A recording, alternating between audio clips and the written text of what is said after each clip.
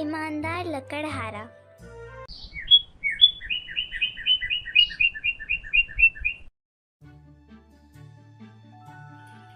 एक बार की बात है, एक गांव में किशन नाम का एक गरीब लकड़हारा अपनी पत्नी राधा और अपने 2 बच्चे रिया और राजू के साथ रहता था।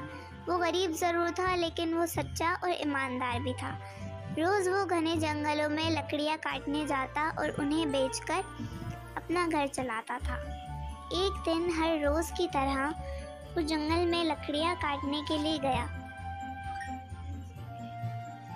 वो नदी के किनारे एक पेड़ के पास पहुंचा और लकड़ी काटने लगा।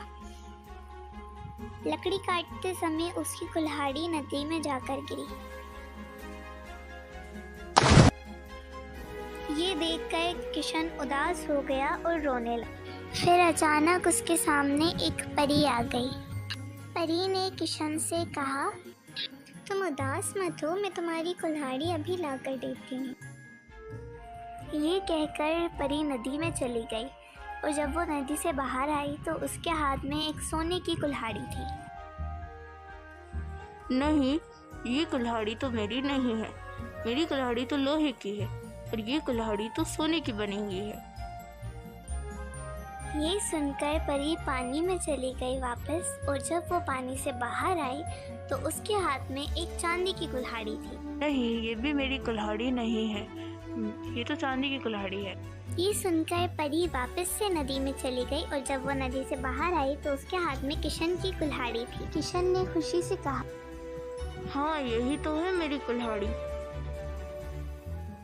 मैं तुम्हारी ईमानदारी से खुश हुई। मैं तुम्हें उपहार के तौर पर ये तीनों कुल्हाड़ियाँ देती हूँ।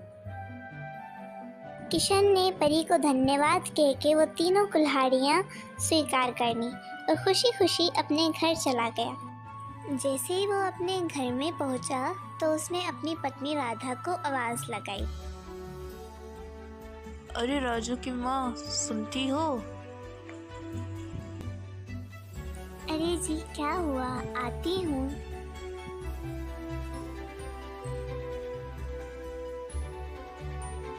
अब दुख भरे दिन बीत गए हैं। ऊपर वाले ने हमारे ऊपर बहुत ही कृपा की है। अरे जी, हुआ क्या है? अब बता भी दो ना। फिर किशन ने उसे सारी बात बताई। ये सुनकर राधा बहुत खुश हुई।